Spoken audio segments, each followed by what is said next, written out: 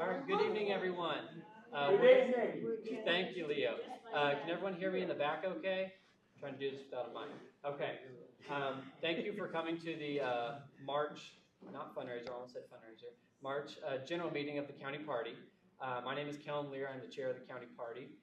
We're going to get things started with just a few announcements before we hear from our guest speaker. So let's start with the treasurer's report. We have a current balance of approximately $25,500. That number is going to go up just a little bit more. Thank you. That number is going to go up just a little bit more and then down a touch once we pay for the expenses of the fundraiser, which you'll hear about in a little bit because we love asking for money in politics, don't we? But the money that we do raise from our recurring donations and the upcoming fundraiser are going to go towards an all of the above campaign against the judicial selection amendment that's going to be on the primary election ballot. So we really appreciate all the support you can give. There's options to become a High Five or Hang 10 Club member. That's $5 and $10 a month respectively. You can set that up by going to our website, RileyCountyDemocrats.org. And then, yep, that's everything with the treasurer's report. I'll give an update on Washington Days. So for those of you who don't know, Washington Days is the annual convention of the State Democratic Party. And that was just this past weekend. Michaela and I got to go to that and had a blast. We actually met Governor Kelly and also met Mayor Quentin Lucas of Kansas City, Missouri. He said he would actually come speak at our fall fundraiser this year, so mark your calendars for September.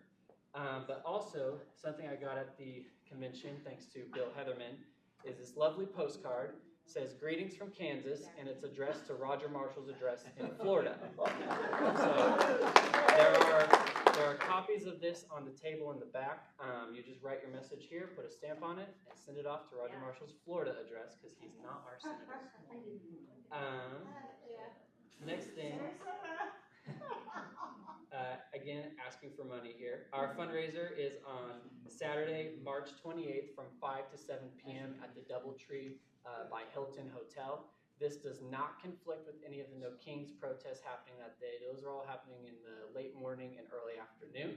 So you can go protest Roger Marshall earlier in the day and then come celebrate us and meet the candidates who want to replace him that evening. And even earlier, if you want to come make signs, it's here.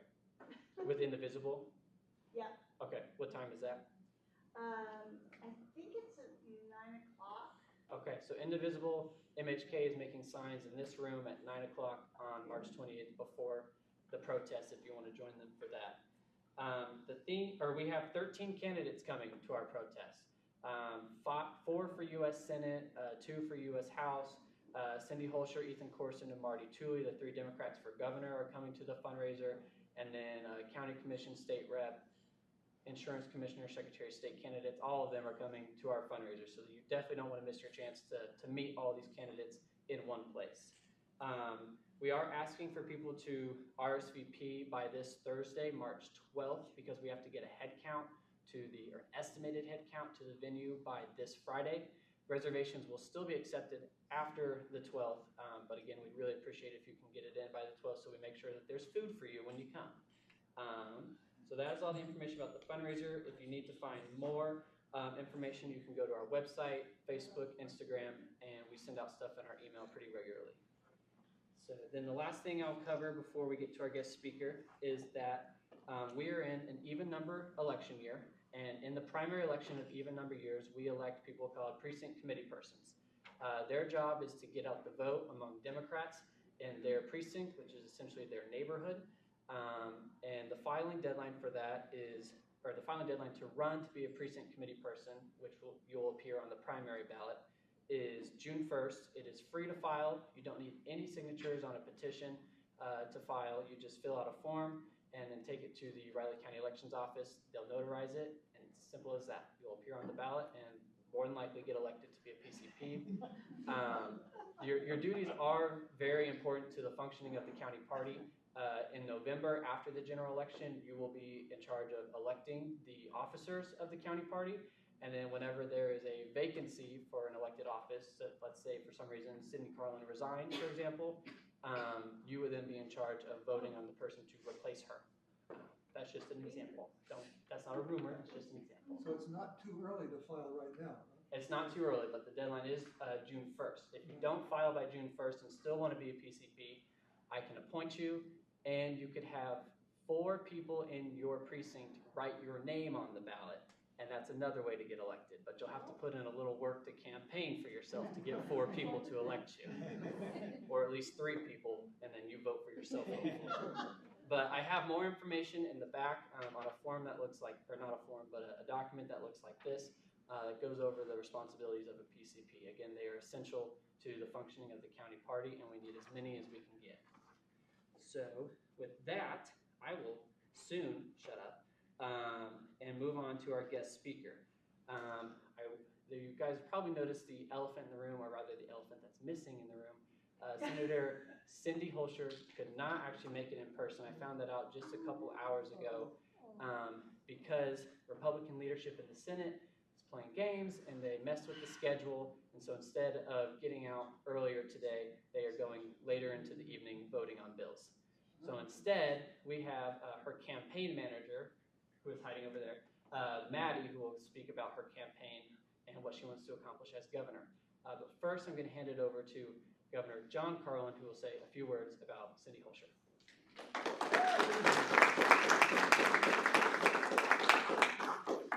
Thank you.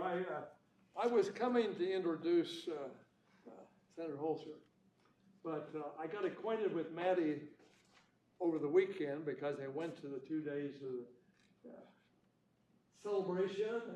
A lot of more candidates than I can in my lifetime. Yeah. And good ones. Yeah. And I'm hopeful that the old line about competition is good in a primary to get the winner sharpened up for the fall. And because we've got competition in every, there may be 1 or 2 people that walk in so far. Our Attorney General candidate will not be opposed, I'm sure. But anyway, it was a great experience. And so I was supposed to introduce her, but I'm going to basically introduce Maddie by using my plan for introducing Cindy Holscher. I never got acquainted with her during her career. I knew who she was, and then she started. Can you hear that? Yeah, Yes. you're good. Oh, can we hear your phone? That's right, what were you referring to? That's my wife in Hawaii calling. Too bad. You have one in Hawaii too?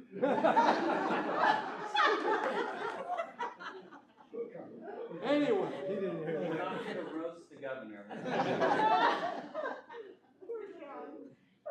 you have plenty of material, but I understand. I first, when she's announced, the first thing I heard was she grew up on a farm. So that got my attention. And then I learned she was in 4-H.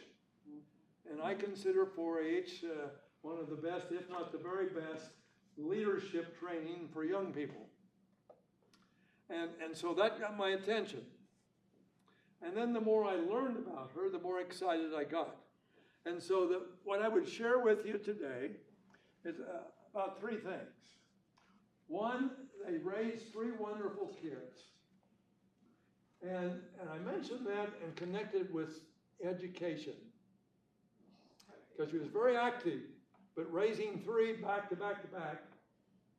And now they're through college and on the way. She knows more about public education in Kansas than almost anybody else. From that experience, respect for the challenge of a school board, the whole way. So that's one of the strengths she really has that's kind of unique. And then secondly, while having kids and taking care of them, she worked for Sprint. And she was a mid-level executive. I was there for 8 years. A lot of it has a lot to do with leadership, about challenges in agencies that are going on that you, the public, don't know anything about. Hopefully you don't, because if it gets bad enough where you know, that's not good. But she's had great experience there. We don't often have a candidate running for governor that has that executive experience at a pretty high level. And I think that's just very, very important. But at this third point, in terms of political, to give you confidence that she has the political skills to be successful. Johnson County, back when it was pretty Republican, but starting to go the right way, she first ran for the House against an incumbent Republican and was successful. And then 4 years later, same thing, Republican incumbent for the Kansas Senate. And she won. She knows what she's doing. And I think when you have a chance to meet her when she's here, you'll be very pleased. So Maddie is the campaign manager, working very hard with a lot of talented folks I met over the weekend. And so I introduce to you Maddie Ashcraft.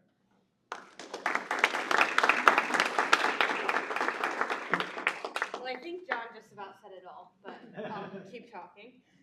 So yes, like Helm said, I am very sorry. I want to pass along an apology from Cindy as well that she was not able to make it here. Essentially, without getting too into it, the legislature, anything they think that the governor might veto, they have to have passed by the end of this week. So they're just hammering, and we usually find out what they're going to be talking about on the floor the next day, the night before. So there's usually not that much advance notice. Usually on the way to Topeka in the morning around 7 a.m., Cindy is texting saying, I need this amendment, I need this prepared, because they don't get that much notice. So we do our best, but I apologize that she's not able to be here. But I am very grateful that you are willing to listen to me talk. So yes, I'm Maddie, I'm Cindy's campaign manager. I know former Governor Carlin just touched on it a little bit. I will talk just very briefly about Cindy's background. And like he mentioned, her running initially for the House and running for the Senate. And I promise that is important when we're talking about how we are going to elect a Democratic governor to a third term in Kansas for the first time ever, which is what we intend to do. And then I will talk a little bit about her vision for Kansas, her platform, what she's running on, because not only do you have to win, you also have to be able to get things done in the governor's mansion, which, to my point about the legislature, I'm sure you all are very well aware, is really difficult in this landscape. And Governor Kelly has been able to do her best with what she's been given. Cindy also has a plan to be able to work with the legislature that we currently have, but the other important thing that we have to do is flip some seats. So while the governor's race might be, the top of the ticket and it's kind of the big ticket item this year, it is not the only important race on your guys' ballot. I know Kelm just mentioned precinct committee people. So important. I talked to some folks in other counties of the state who have almost triple the number that they do this year than they've had in the past. So one rural county way out in western Kansas, they've got about 20 this year. He said they've never, ever had more than half a dozen. So I think that's also an indicator of the energy this year. But when Governor Carlin talked about Johnson County kind of trending in the right direction, I'll touch on this. But Cindy was able to put in some groundwork, get some PCPs in place, and end up flipping 12 seats in Johnson County over the course of about 8 years. So it is really, really important. If you guys are thinking about it, do it. File by June 1st so you don't have to round up 4 votes. But I'll go back and talk about Cindy's background a little bit. Like Governor Carlin said, she did grow up on a farm in mid-Missouri, very, very rural. She's the granddaughter of tenant farmers, so poorest of the poor. Her father was a union member. She also comes from a family of veterans. So between that and her being able to access a solid public education, that's how she was able to rise up out of poverty, and her family as well. Her brothers were also successful. But again, due to access to good union jobs, benefits, for her brother who was in the military, and then a really good, strong, solid public education. So that's her childhood, and then obviously her and her husband decided to come here and settle down in Kansas. Part of their draw was the really good public schools, and I know I'm in Manhattan and not in Johnson County, but they did move to Johnson County, and we're drawn by the public education that they'd be able to raise their kids with.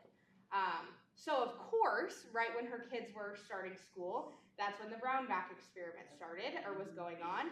So she was, at the time, like Governor Carlin said, working for Sprint. She was a full-time working mother of 3. And she was also volunteering at her children's school, was president of the PTA. And some of her daughter's classrooms in her school building had shower curtains for doors because the funding situation was just that dire. And then one weekend, she went to Target with one of her daughters, picking up a few things on a Saturday, and they saw her daughter's teacher, working the register. And her daughter, who was 10 or 12 at the time, looked at her and said, "Mom, my teacher's been at school all week. Why is she still working?"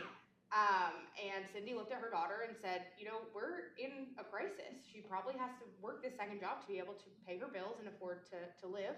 And her daughter looked at her and said, Mom, said, "Mom, that's wrong. You should fix that."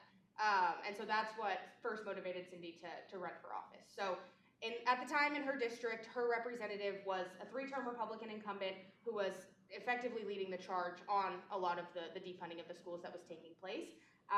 The party and some political insiders said, "This race is too hard. You're not going to win. We're not going to be able to support you in this run." And she said, "I, quite frankly, really don't care. So I'm going to do it anyway." And she did. She started knocking doors, and she ended up winning every single precinct in that election, and she flipped that district. So that is incredibly impressive. I've been doing campaigns for a long time. That is very, very, very hard to do, as I'm sure a lot of you guys who have been out. Today, I was like, wow, it feels like door knocking weather. But in the summer when it's 100 degrees, it's tough. It's really hard work, but that's what she did. She served 2 terms in the House and then essentially decided to do the exact same thing again in 2020, took on a Republican incumbent, won her Senate seat. Similarly, people said, "Cindy, you should stay put in your House seat. I don't know that this is a race that you can win. We need you in the House." She said, "Doesn't matter. I'm going to win. I'm going to the Senate." And that's exactly what she did. So she's been taking on Republican incumbents and winning for about a decade now. And it's not lost on myself or on her how hard this race is going to be to win in November. But she's been doing it, and she's got the skills to be able to pull it off this year. So I will also add, when she was first elected in Johnson County, out of about 36 representatives, 5 of them were Democrats. So she joined with a couple other of those 5. Like I said, got to work recruiting precinct committee people, among other things.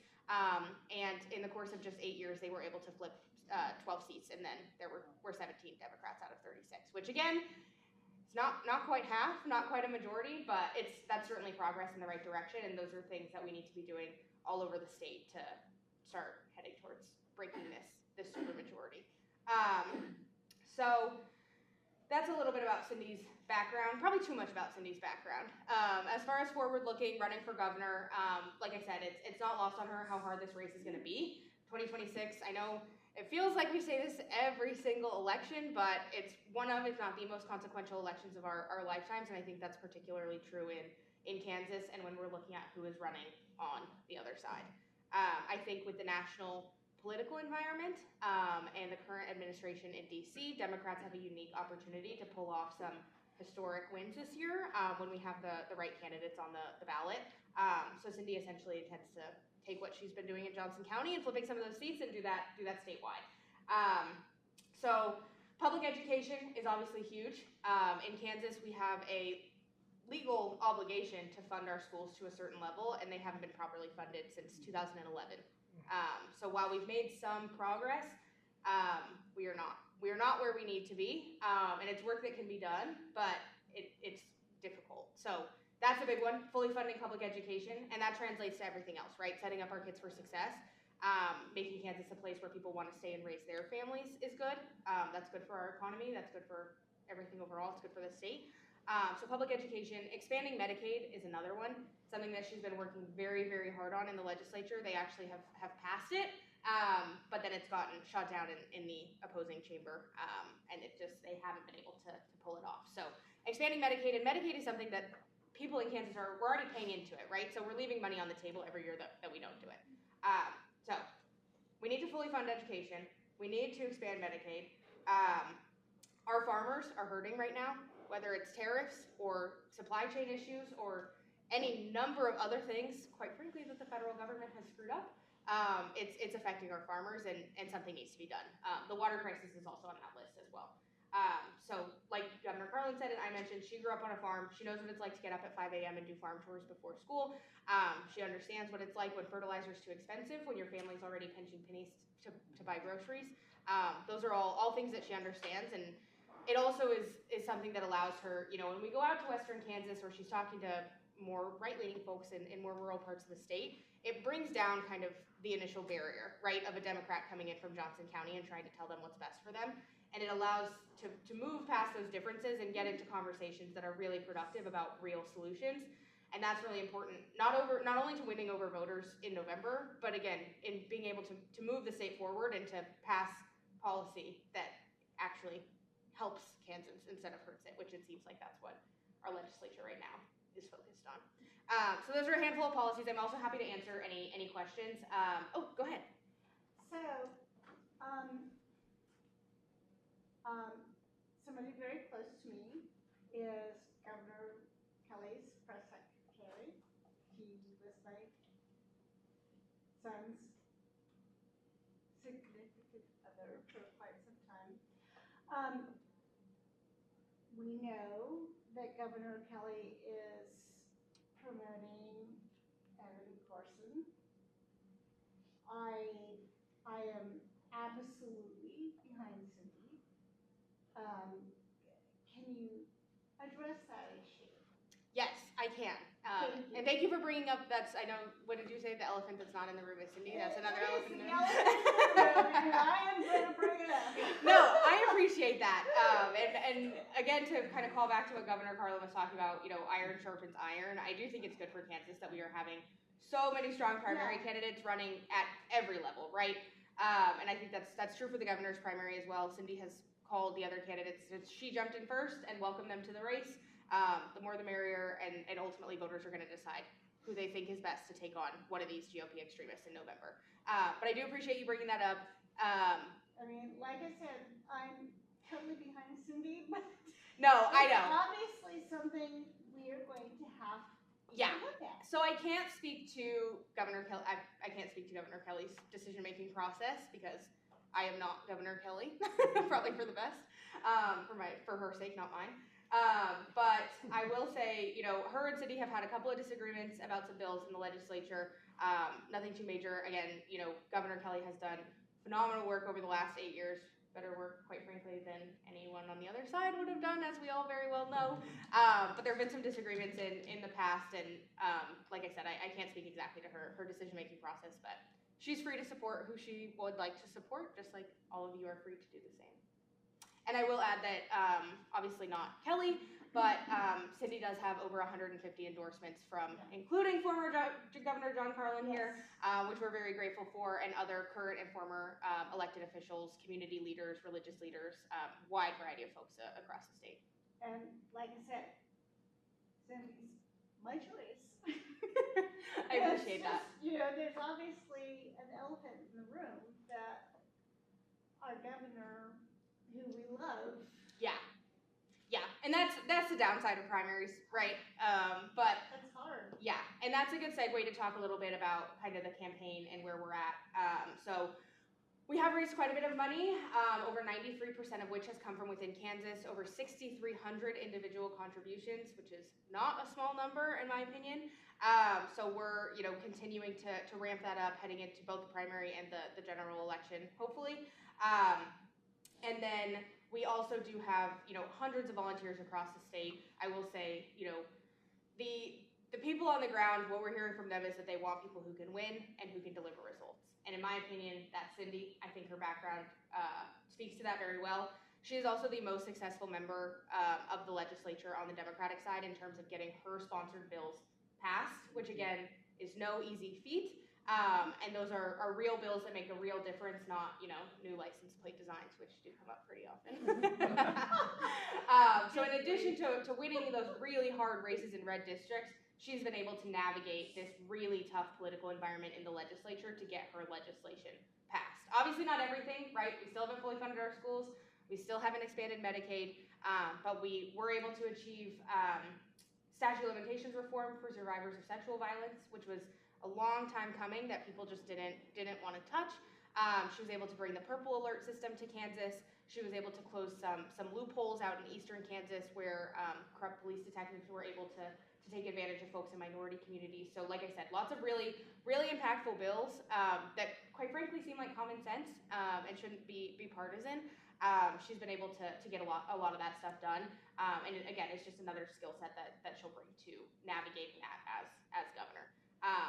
So yeah, in addition to that, like I said, we've got hundreds of volunteers across the state who are really fired up. I will say, I know 2024 was a tough year. I know we're kind of staring down the barrel of another really tough election here in 2026. It is so heartening to see the energy from everybody across the state. We work really hard and we do a lot of work, but it doesn't really mean anything without folks like you. So thank you guys for all of the hard work that you are doing. Callum is a fabulous chair. I can tell from my limited interactions with him. You guys are doing great work, and that's going to be, you know, the base rock of this work going into these elections. And I will say, Cal might touch on this a little bit more depending on how many questions you guys have for me, but we also have a really, really important ballot initiative coming up in August. Yes, really, really, really important.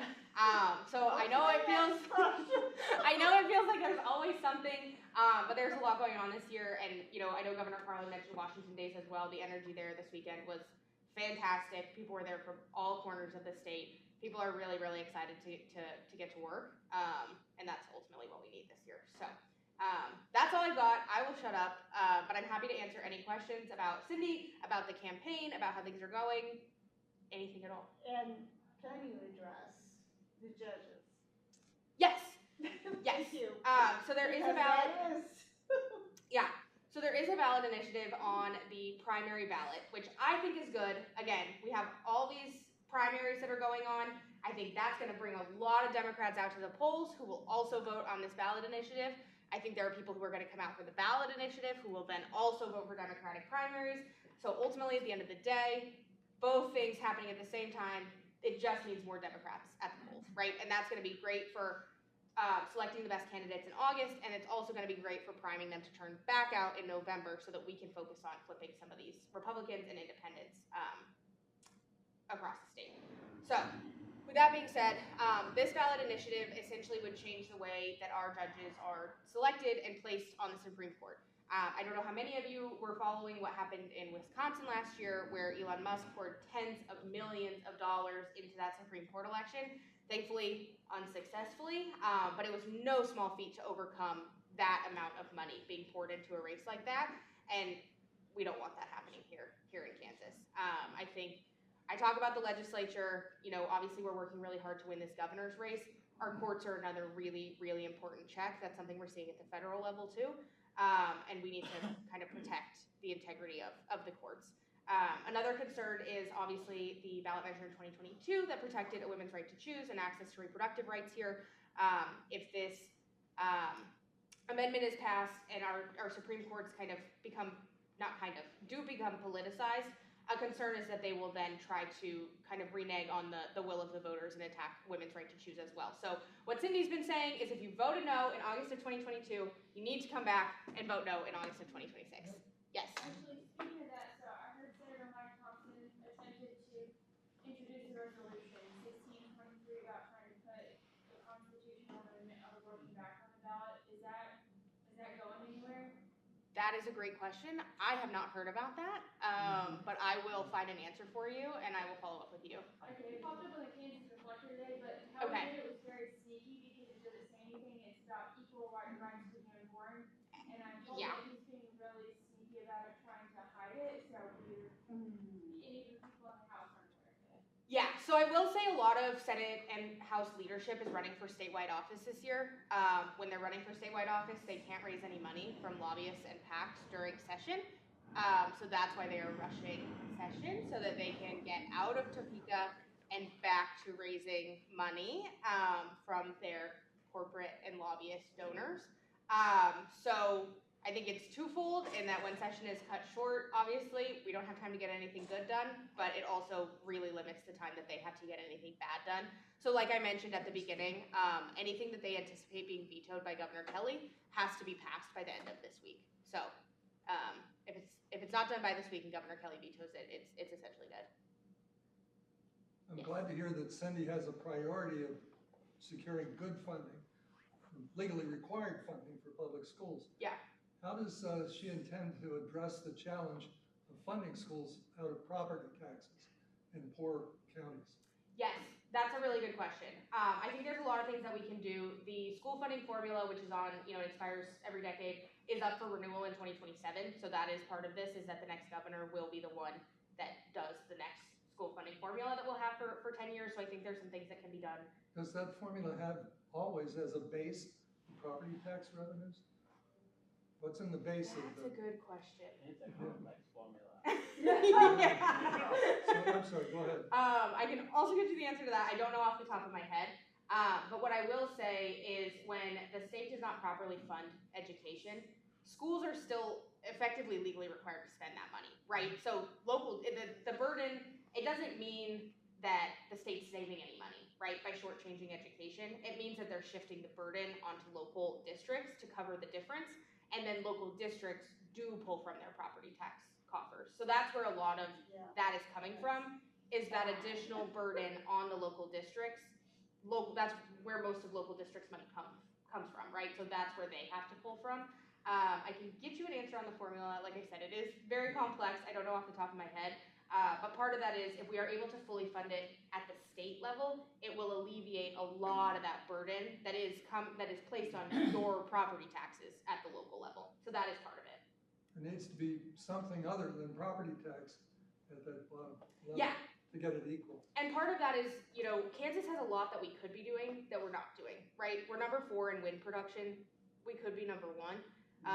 We're the only one of our surrounding states that has not legalized medical cannabis, which, has a lot of different benefits, but there are different things that we could be doing. And ultimately, I don't know what the popularity of maybe that is out here, but out in eastern Kansas, we know for a fact that folks are driving over the state line, to KCMO and giving them their tax dollars instead. So, yeah, okay. And then you get way out west and they do the same thing in Colorado. So yeah.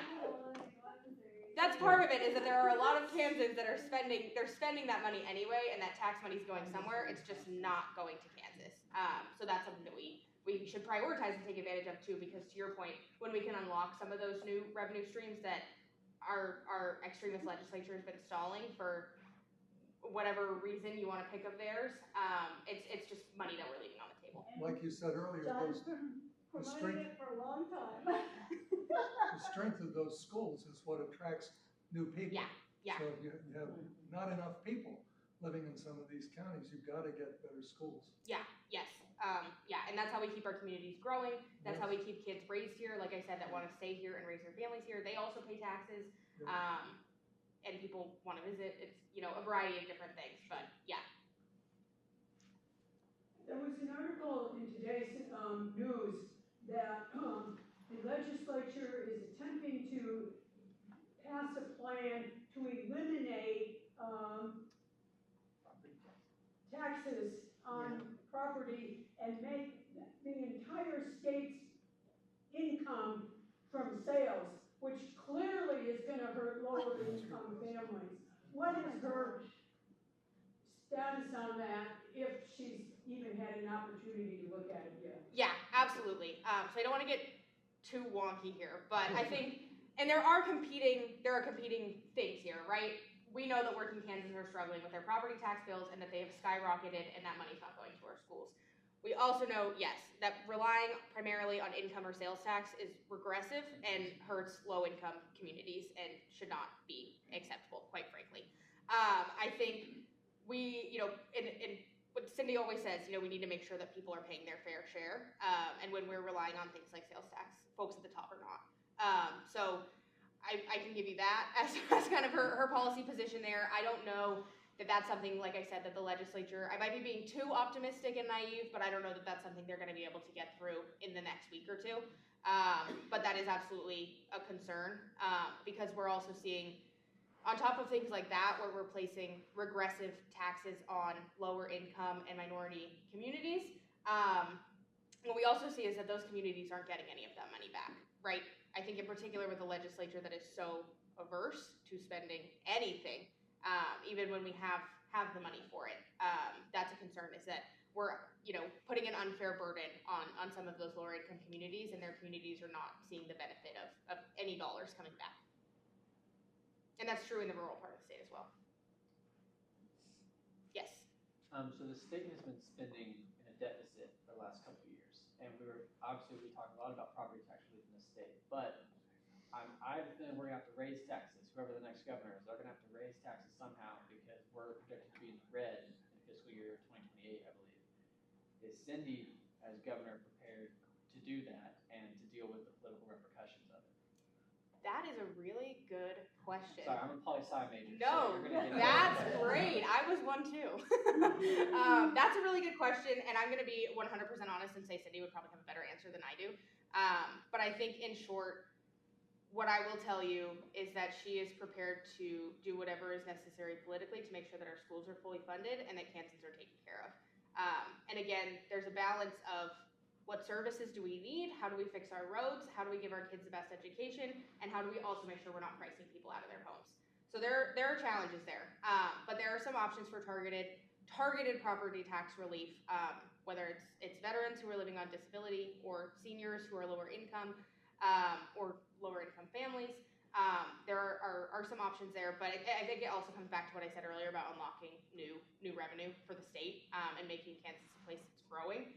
I think there are a lot of things that can be done there where we don't have to keep playing this, should we cut this, or should we cut this, or should we raise taxes on everybody that's already here. I think and again, I'm not trying to sound naive, but I think there are a lot of things that Kansas has not done, that quite frankly seem kind of obvious, that we can do, that will bring more money into the state, instead of putting the burden on working folks and farmers. Mm-hmm. When we're talking about expanding Medicaid, does Cindy have plans as well to help with like community developmental disability organizations? Because the wait list for the Medicaid waiver for the CDDOs is about 10 years long. That's sickening. Yeah, I would say it's an understatement. So yeah. And she's working on things that can help give funding to those as well. Yeah, so it's not just expanding Medicaid, which I know is kind of also like a catch-all term. Expanding access to healthcare is really important too. And that is, again, true in some of our lower income or higher minority population communities who do not have adequate access. I think in the western part of the state too, there are places where you have to drive hours to see a specialist, which is not financially or logistically feasible for a lot of, or medically feasible for a lot of people a lot of times, right? A lot of our rural hospitals are still at risk of closure. A lot of them have closed in the last decade. So Medicaid expansion will help secure some of that access at our rural hospitals and give them the support that they need, and the funding that they need to keep their doors open. But even in the more urban parts of the state, like you said, it's an access issue. And so yeah, investing and allocating some of those funds to expand access, and when we have more providers and more clinics, when we have the adequate funding and the doctors, those wait lists will go down. But how is that gonna happen? I mean, we've got Kansas legislature that refuses to allow that to happen. Yeah.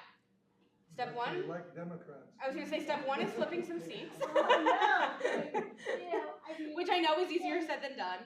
Yeah. I know it's easier said than done, but it is doable.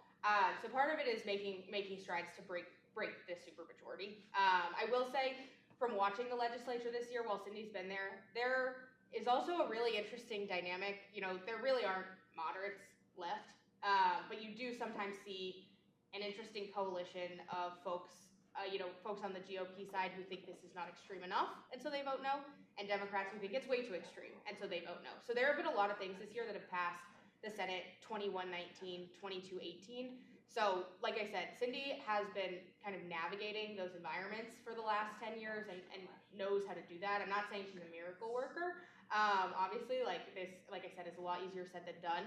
But there's more room than you think, right? Everything isn't passing the House 87 to 30 or whatever it might be. A lot of them are on closer lines. And a lot of the times that is because the most extreme Republicans are voting down things they think aren't extreme enough. But at the end of the day, if it kills the bill, I'll take it. yeah. You've used the phrase Western Kansas a bunch of times. Yes. And you've made several comments that say to me you have a better idea of what that means than some folks do. But let me tell a little story. Please I do. first got to know John Carlin when he was president of the Kansas Bioscience Authority. And I was an entrepreneur starting a plant biotechnology company here in Manhattan, which got funding from the KBA and is still alive today. We were looking to hire talent to work in that company. And among other folks, I was talking to people at Johnson County Community College, where they've got a bachelor's degree program in biotechnology laboratory science. Said, could we get some of those people to come to Manhattan? I was told, our kids don't want to move to Western Kansas. And so I don't know, are you in Western Kansas? No, I'm not. If we want to change things in the Senate and in the House, we've got to get some of those districts west of here. Yeah, You know, we're only about, how far are we across the state here? Third? Maybe? yeah, I don't know. yeah, Yeah, so, there are a lot of districts out there. So anyhow, yeah, we've got to have people that know how big the state is and what else is out there. yeah, And how to go talk to people. yeah. So I like what I'm hearing. Good, thank you. About Cindy's, And I'm not the politician, so that's good. But I will say, yeah, I mean, what attracts young folks to want to move somewhere? Economic opportunity, Yeah. the ability to be able to buy a house, stability, Housing, housing, good schools, all of that good stuff. And that is a priority out in Western Kansas and the more rural parts of the state too. Like I said, it's not necessarily easy, and I know you were talking about funding formulas for public schools in more rural areas. But it's something we need to invest in for the good of the state, not just for even those local communities. Absolutely. Anything else? Well, I heard the people sitting next to me whispering about the Oh. Chiefs Stadium deal, so I'm gonna ask. Oh, okay. Hard-hitting questions. I'm gonna, before you ask it, I'm just gonna say, I've been reading about the legislators trashing Wyandotte officials also. Oh, really? Yeah, Do you wanna ask a question? no, you go. Dave put the report together, I'm just putting my name on it. Okay. So Cindy recently released an op-ed in the Kansas City Star, expressing her opposition to the deal. She's not opposed to the Chiefs coming across the border, but she's opposed to the deal that brought them. Mhm. Can you elaborate a little more on that? Yes, I would love to. Without knowing where each of you in the room stand on this deal and understanding I might get heckled. But yeah, I I know I've talked also a lot about economic development, and this deal comes to mind obviously when we're talking about what can we do and what can we bring to Kansas that brings more people here, whether it is sales tax revenue or what have you. So ultimately, at the end of the day, exactly like Kelm said, there's no opposition to bringing the Chiefs here. We'd love to steal them from Missouri. The concern here is that it's happening at the expense of working class folks, and that there are just shy of $2 billion being put on our backs and on the taxpayers' backs to the benefit of billionaires. And we've talked about property taxes. The stadium, the bill that's moving through the legislature now, which is the only piece of legislation that will allow our actual representatives input onto this, would make the stadium property tax exempt. And so I think when we are talking about where can we find relief for working families, I personally, like I said, Cindy did do the op-ed in the KC Star, but I will say that I personally don't think that it's property tax exemption for billionaires and their multi-billion-dollar projects. And I think Kansas isn't unique in this either, right? Like we're seeing some of these stadium proposals popping up in other parts of the country too, to similar discussion, similar backlash. But ultimately, at the end of the day, I can speak for Cindy when I say that, you know, in good conscience, she cannot support a deal that will give billions of our taxpayer dollars away to folks who already have billions of dollars in their pockets. So, I mean, what Go ultimately... Chiefs. And go Chiefs! Go Chiefs! And, you know, ultimately what happens... What ultimately happens will be, you know, to be seen. But I think that's happening for the Chiefs right now. I think this deal, though, does tee up some potential expansion of Starbond's use in other places where this is something we might see again, probably not at the same level. And Cindy did vote to, you know, kind of keep the Starbond system around in place in a package of bills last year, because at the end of the day, it's those as a concept are not the problem. It's this deal in particular and the way that it's structured. And what Cindy will also say is that when the deal was announced, Ty Masterson had a big smile on her face, which is always a red flag. Next to the owner, he was standing next to the owner. Yeah. Anything else? So, this could be a dead issue, actually.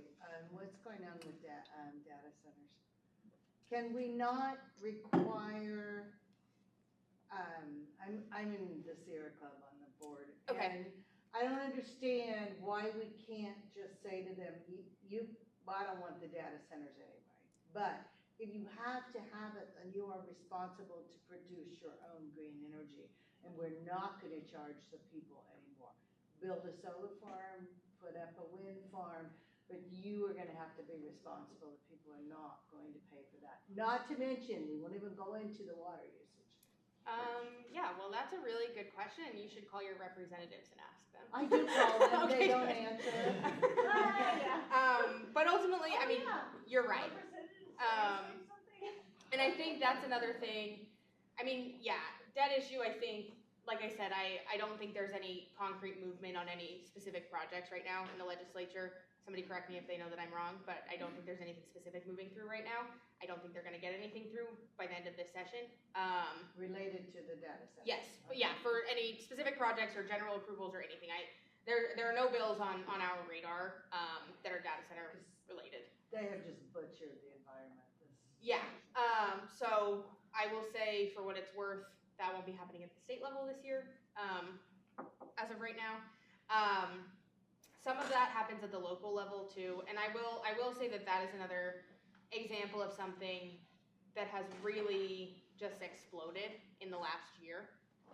So a year ago, there were concerns, but I think now that we're seeing data centers pop up at the scale that they have and the number that they have, I think everyone has a much better understanding of what those impacts are. What that's worth to the folks in our legislature, I can't say. But I always use Indiana as a really interesting case study that's been really, the Indiana state legislature, which is similarly comprised as ours, basically gave data centers free rein to do whatever they want.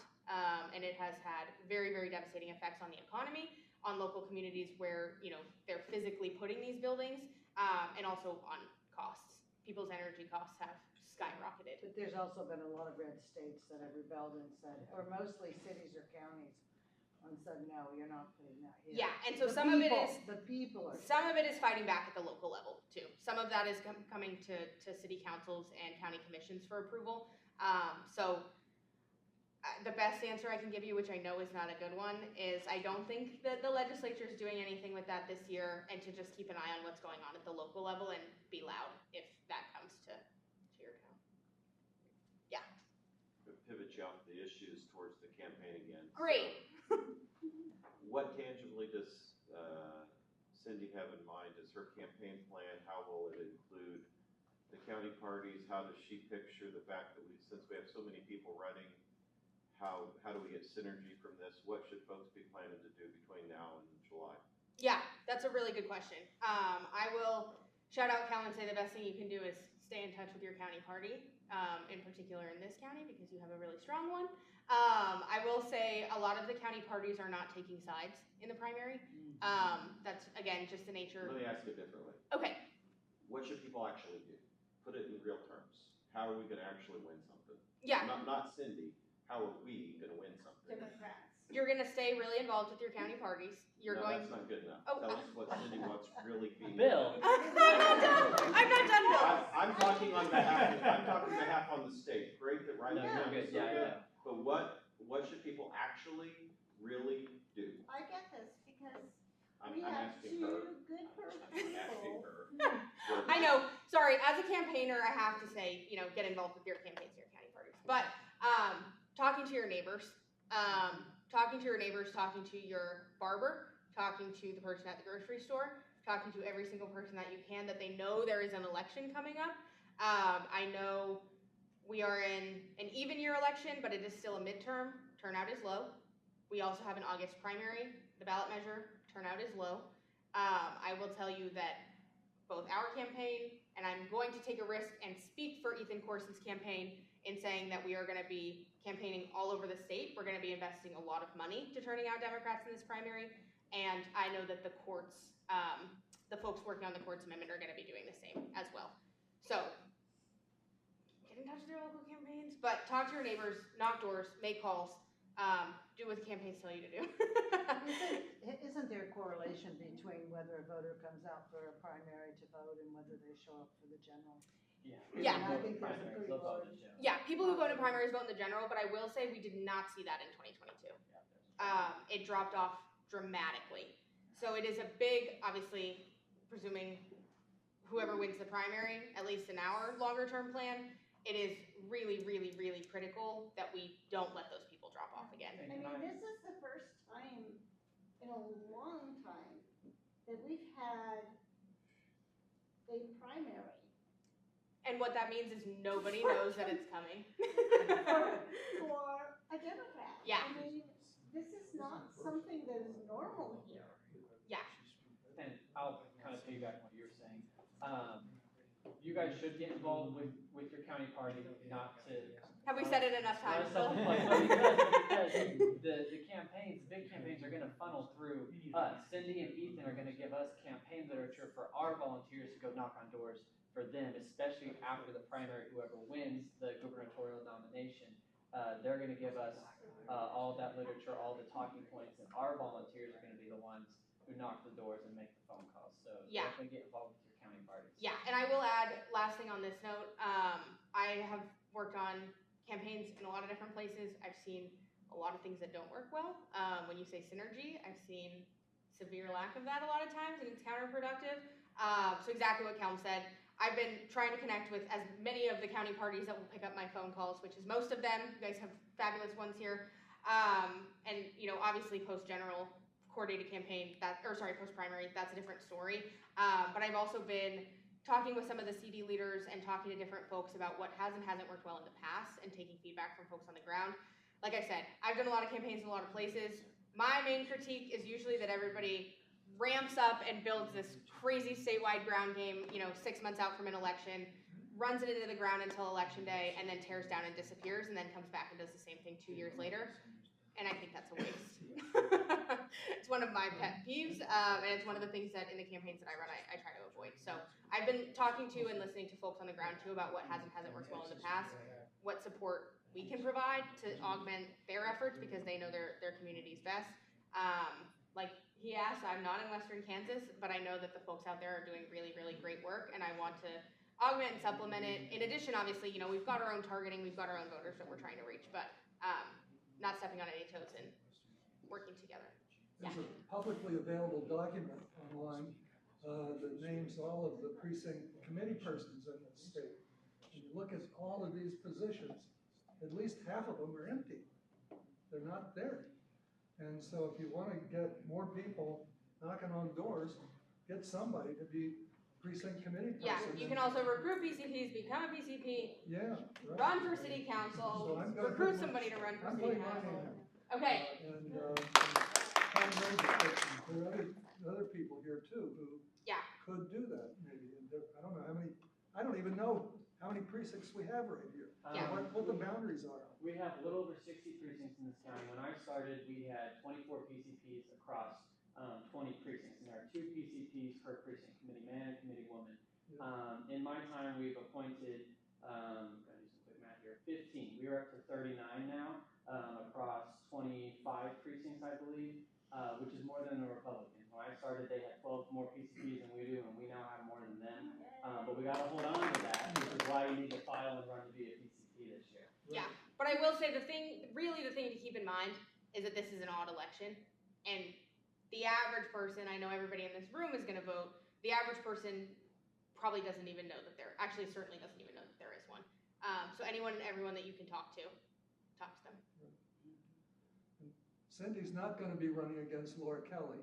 She's gonna be running against Ethan Corson. Yes. And so there's lots of things to say about that But- matchup.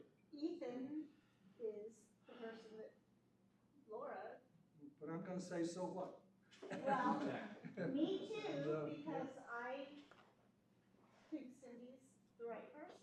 But,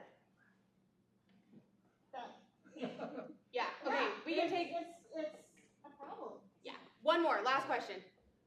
So I don't know, have you watched any of the primaries in any other states this past? So I don't know if you watched the Texas one.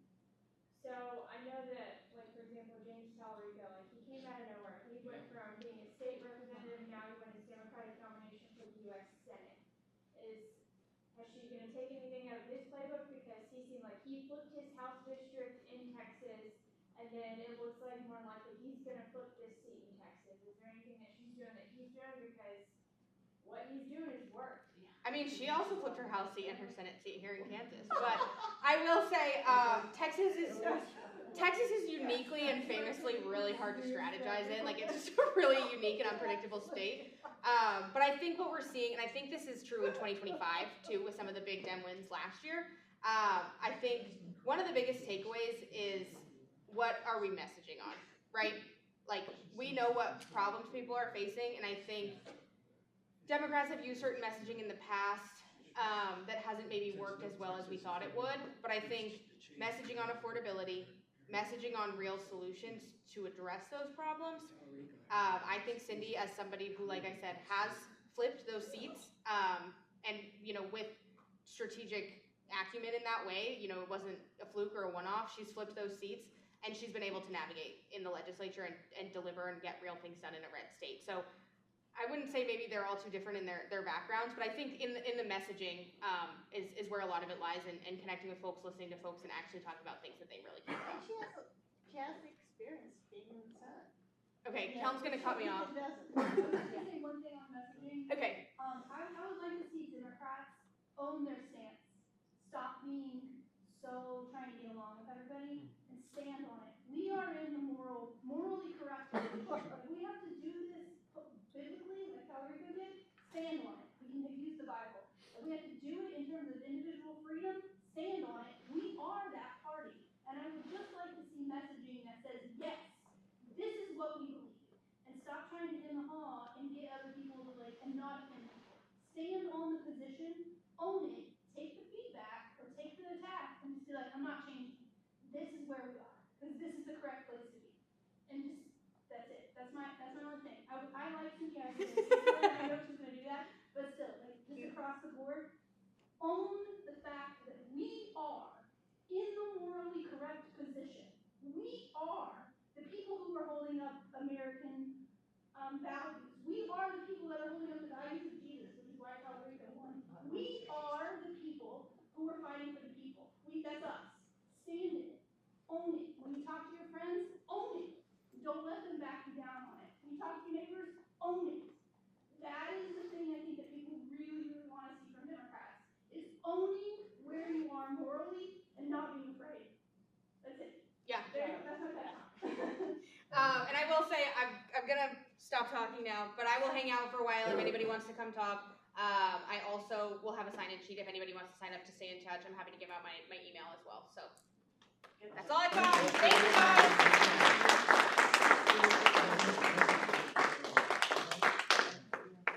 So I'm going to talk a little bit about the primary election. We have some literature in the back there, the black and blue cards that say vote no across the top. So as some of you may or may not know, I work for Kansas Appleseed.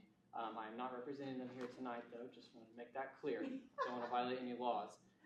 And through that job, I've learned a lot about the amendment. I've studied it every day for my position. And so once the county party kicks off its campaign for the primary election, I am looking into going to people's houses, if you're willing to host like a house party, and give a presentation to you and your neighbors about the amendment, about ways to get involved with the county party, to join the campaign, to canvass, to knock doors, or that's the same thing, excuse me, to phone bank, to write postcards. That's the judges one, the Judicial Selection Amendment. So that is something I'll be doing locally to educate people about it, let them know ways to get involved. But then the county party, we are moving into our headquarters for this campaign cycle through the general election April 1st, and we plan to formally kick off the campaign May 1st. So be looking for information coming out very soon on how to get involved. We really need all the support we can get because we're going to do an all the above approach to getting out the vote.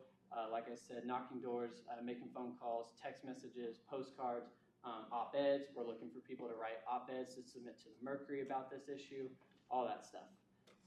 So that's just a little note about the judicial selection amendment and what we're doing as a county party. Related to like Cindy Ethan's campaign and all of the candidates this year, Riley County will be equal and neutral through the primary. We're offering all the same resources and information to the candidates, and when they ask us for something, if we can fulfill that request, we will. And if another candidate asks for the same thing, we'll help them too. So that's our stance as an official county party. And then last couple of things. Again, the fundraiser is on Saturday, March 28th. We have an email going out tomorrow morning reminding you to RSVP by the 12th to make sure you are counted so that there's food for you at the event, but we will still take reservations after the 12th. And So then how does the event fit in with March? it's in the evening, so it doesn't conflict at all. All right, just, sorry. You're good. Just wanted to make sure. And then our next monthly meetings, and the next one of these is on Tuesday, April 14th, again, 6 to 7 p.m. in this room. And we have Chris Mann, who's running for Attorney General against Chris Kobach, as our guest speaker. So I hope you can make it out for that one. And thank you all for coming tonight. I hope you have a great rest of your evening.